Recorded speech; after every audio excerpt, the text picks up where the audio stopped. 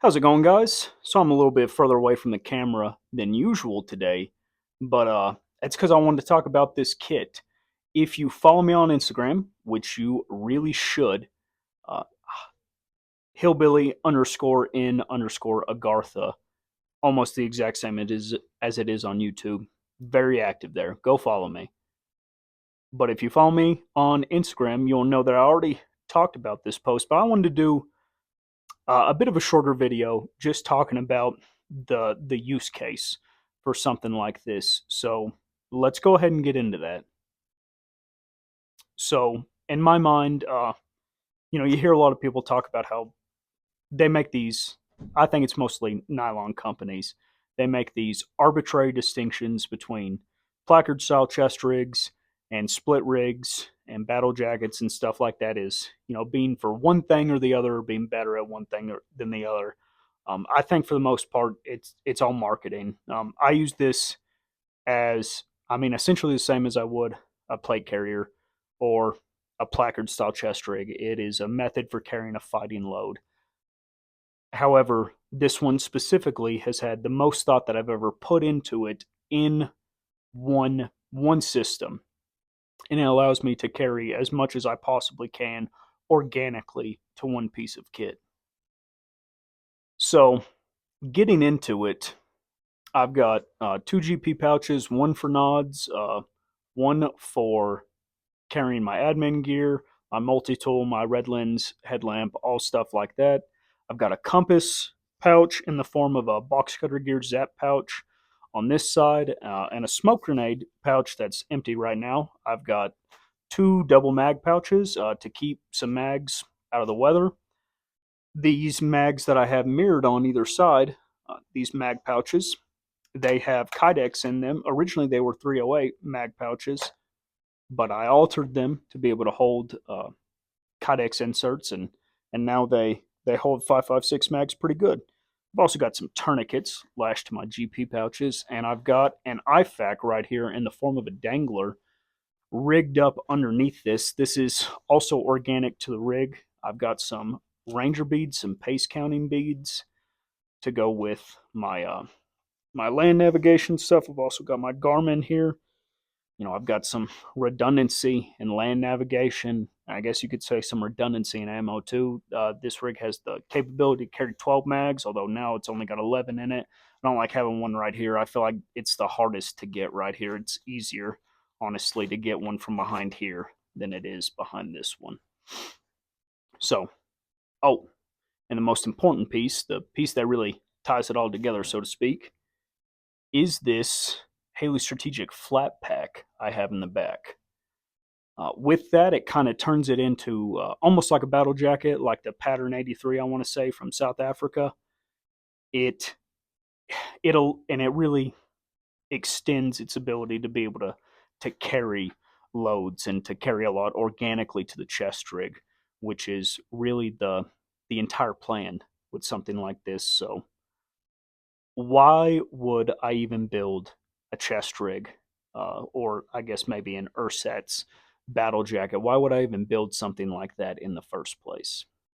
Well, in my mind, the the most useful thing a a general purpose carrier can do, a piece of load bearing equipment can do, is be as loadable as possible. Um, it changes, depending on what your mission set is. But I'm conventional. I'm conventional military. I'm an 11 Bravo. All my time in the military has been as an 11 Bravo. It's what I understand, and it's what all my training has revolved around. Um, there's always going to be more to carry. Something pushed out with the outboard. There's always going to be more to load onto the kit, and having the ability to load as much as possible while maintaining comfort and reducing fatigue as much as possible, I think is the best thing you can possibly do with a piece of kit. So having having this kind of Ursat's battle jacket, what it allows me to do is load up as much ammo as I need to while it's still maintaining comfort and stability. Because it's spread out all around my torso right here, around my torso abdomen. it doesn't, it's not front heavy in the way that maybe a placard style chest rig can be, or loading it up on a plate carrier. You know, you see guys with like the double mag stack out here where they got all 6 mags all out in the front. It spreads out the weight a little bit. It allows things to be carried very well. The way that it straps around my back, it's kind of like an H harness, as well as being able to extend the flat pack out and put, you know, up to 6 liters of water in there, potentially a few stripped down MREs, you know, just the bare essentials in there, or other mission critical gear like, you know, like star clusters is something that I've had experience carrying. Well, not in this rig specifically, but I used to have a flat pack on my work rig. But you know, star clusters, stuff like that, bolt cutters if you need them. Although maybe you wouldn't need it with this specific setup. You know, the ability to be able to load as much, make as much organic to your kit as possible in order to be able to reduce the amount of time that you need to spend planning, moving things around. Um, Anybody who's been in knows that you never have as much time as you want after an op board. You never have enough time to set up things or to get things ready, get things how you need them to be. There's always going to be an absolute lack of time. So by building our kit around the idea of carrying as much as possible, it opens up the possibility for us to be able to have more organically on us without loading ourselves down with a bunch of unnecessary stuff. Personally, when I didn't like having an assault pack, or when I was in a Bradley unit uh, as a dismounted team leader, I didn't like having an assault pack on me as something I was going to bring with me as when I dismounted the vehicle. Some other people did it. To me, it just got caught too often. It caused too much time. You can never be quick enough dismounting or mounting the vehicle. And while it's nice, you know, to be able to take that assault pack off and like set it in front of you so you can lean back against the seat cushion in the Bradley or the Striker or something like that. Ultimately, what really matters is safety, and or minimizing risk. Safety is not the right way to put it. Minimizing risk is, and the shorter that a vehicle is stopped, the more risk is minimized. Moreover, you're never going to have a chance to get into your ruck or get into an assault pack, dig through things while you're mounting or dismounting. And there's not enough room inside the Bradley a lot of the time to be able to get to something unless it's already on you or already on somebody else. With that being said, in my mind, the best way to get the most out of your kit as possible is to allow it to carry as much for you as possible organically, all one piece.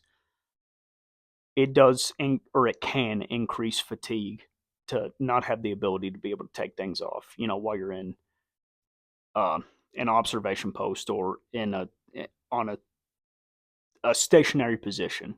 You know, being able to take the assault pack off to deload some weight is nice in some conditions. However, having everything on you, so if you go from being static to all of a sudden really needing to move, not having to waste the time and the mental capacity to be able to pick something up or pick more things up than you already may have to, in my mind, is the best course of action.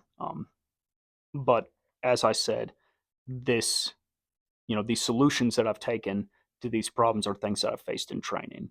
And it's entirely possible that the training is just set up poorly or set up in a way that does not reflect real life conditions. But this is what has worked for me, and in testing it, in loading it up, yeah, it can really dig in, with the thin straps when you load up, you know, 200 ounces of water, 6 liters of water. It can really add up, but knowing that you can go to a position and live, for 36 to 72 hours out of one piece of kit without an assault pack, I think that's a force multiplier, and I think that's at least for conventional guys, the best course of action. We're always going to be asked to do as much as possible with as little as possible. Um, we don't get to tailor our kit and our equipment around the mission itself. Our mission, our kit, and our equipment is catered around generality, um, and the potential to be able to complete follow-on objectives. Uh, so so yeah, that's the short rundown on why I build kit like this, because I think talking about gear is cool, and talking about the kit itself is cool, but the why of it is what matters the most. So if you do something different, or if you think I'm wrong on something, absolutely let me know. I'm more than happy to talk shop about it. I love talking shop. But more than anything, you guys, thank you for listening. I really appreciate it. Go follow me on Instagram if you don't, and have a good one. I'm the fucking Lizard King.